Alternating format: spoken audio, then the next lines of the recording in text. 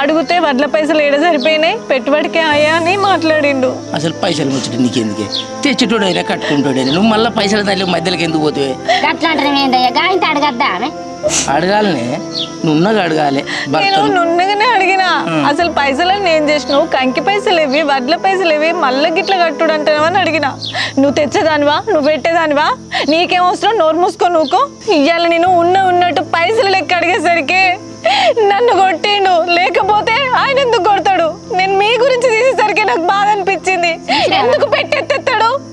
మంచోడు మంచోడు అంటే మన ముఖం మీదకి వెళ్ళి మంచిగానే తంతాడు. నువ్వు ఒకటి మాట్లాడతావు, నువ్వు ఒకటి మాట్లాడతావు. ఆయన లేనప్పుడు కదా, ఆయన వచ్చినాక అడుగుదాం ఏమైంది ఏం కదా అంటే నేను అబద్ధం చెప్తానా? కాదు బిడ్డ, నువ్వు అబద్ధం చెప్తాను కాదే.